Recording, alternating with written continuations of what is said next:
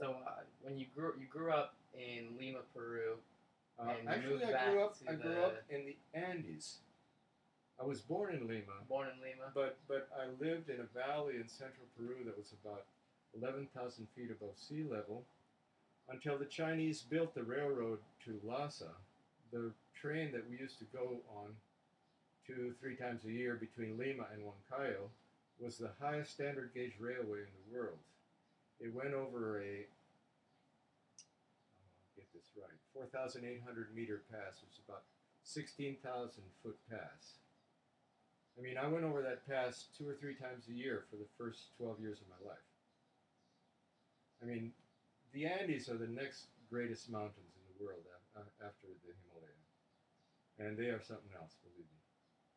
So you eventually moved back to the United States, and then you said you came to Japan when you were 22 years old. Okay, What? I came back to the States. I was sent to the States at the age of 16 to finish high school and go on to college. And I did those things. I finished high school, then I went on to college. It was right during the time of the Vietnam War. And so why?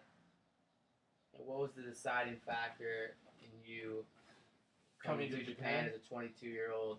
You know, as in aspiring to be a Japanese artist, and do you think it was hard being a Westerner?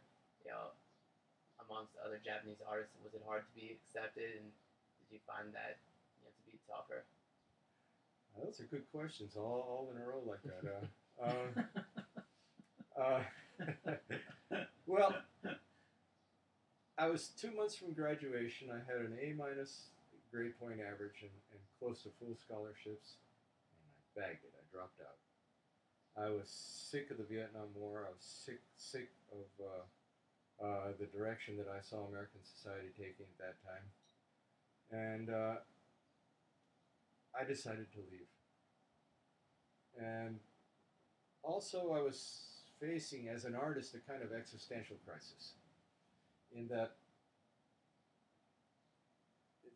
I was looking at New York, and it was like anybody can be famous, but only for 15 minutes. You know, the famous line by Andy Warhol. And or another famous line is by the writer Tom Wolfe. He said, you know, these modern paintings, you have to look at them with your ears.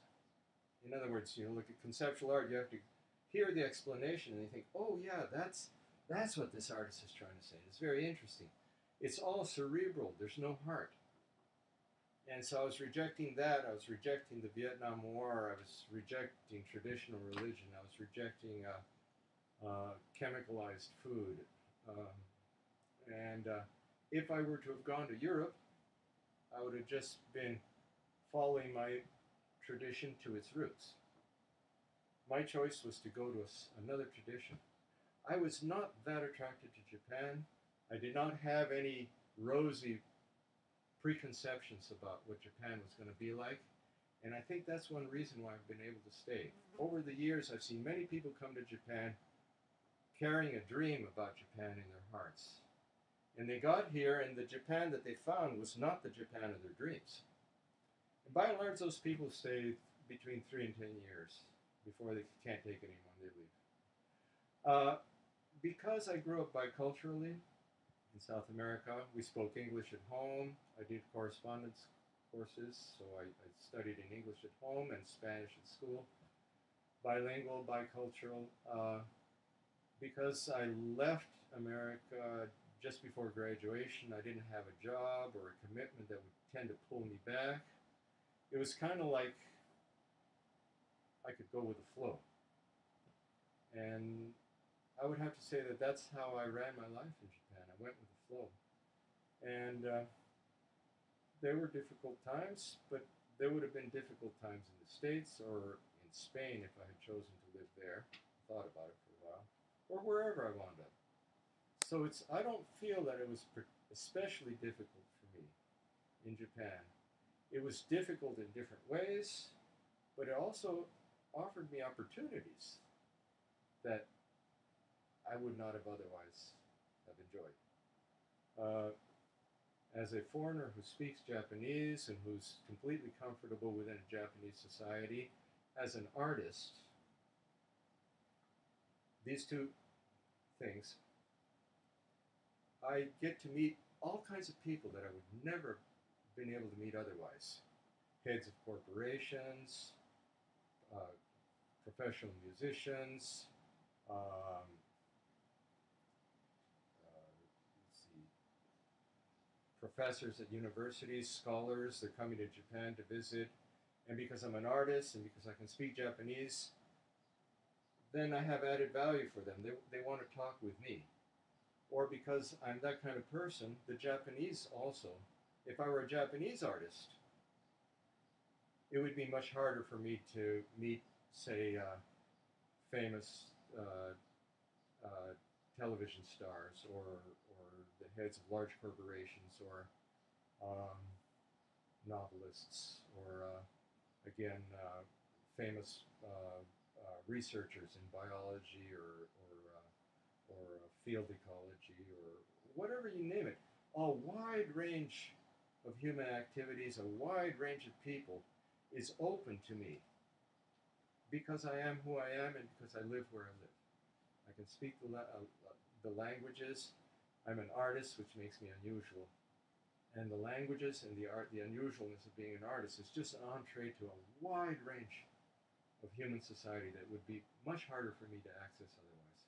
So Japan, by and large, has been really good for me. Very interesting. Over the years, I've heard some stories, and we were just talking about some of your interests outside of the art world. You like to, you're an environmentalist. You like to climb. I heard a pretty crazy story, about you in the Himalayas. Once, if you care to share that. That story, yeah. That's a little painful, but it's it also it added in a positive way to my philosophy of life. I had a very dear friend who was a very skilled cameraman and photographer. When I say skilled cameraman and photographer, he was also a skilled skier.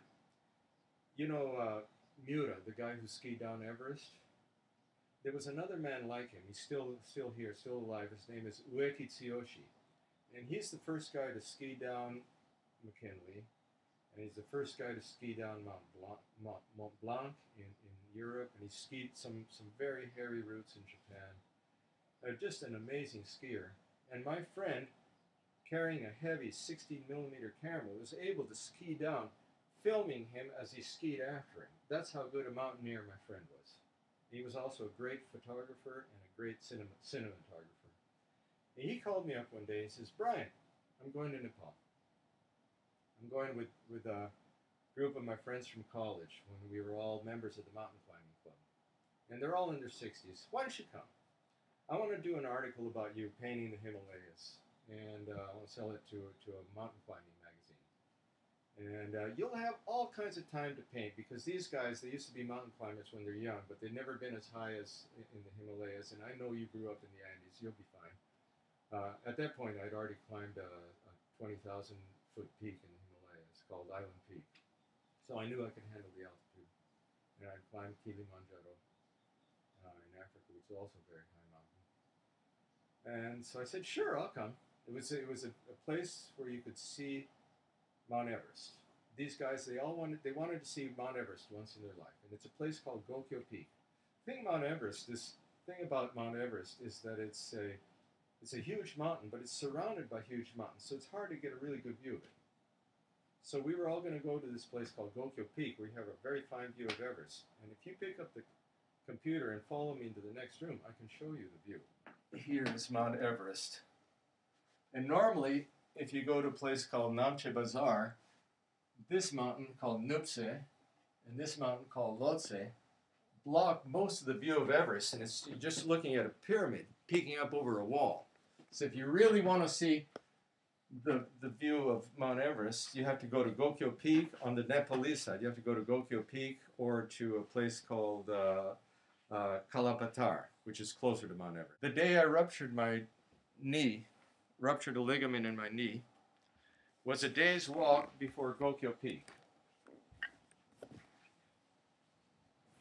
I was playing with some kids and grabbing them, and I'd give them a a little candy. One of the Japanese climbers would give me a bunch of candies to give to kids. And meanwhile, I'd already done a painting that day, and the other climbers were slowly walking into camp. And the group leader said, "Brian, enough of that. Come back, have your tea." The kids wanted to keep playing. I was out of chocolates.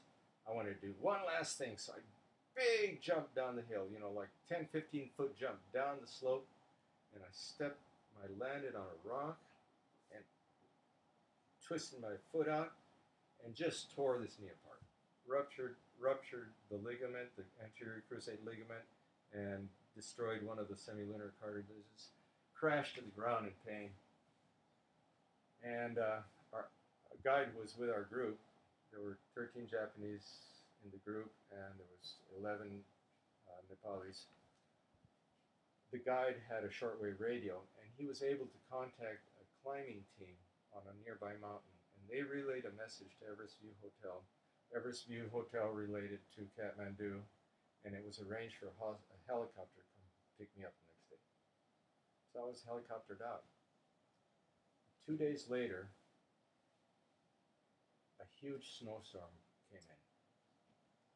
It never snows during this time of year there, in November. It never snows. There was 15, 16, 17 feet of snow fell overnight. And everybody in my group got killed in an avalanche. If I hadn't ruptured my knee, I'd have been gone too. It was hard, really hard for a while, until I realized that if I didn't make the most of the life that had been spared, that the guys who had gone ahead, who'd actually died, they would be really angry at me. In other words, the only thing I could do was to live my life, which had been spared, to the fullest degree possible. That's the best thing I could do to honor their memory. And I've tried to do that ever since.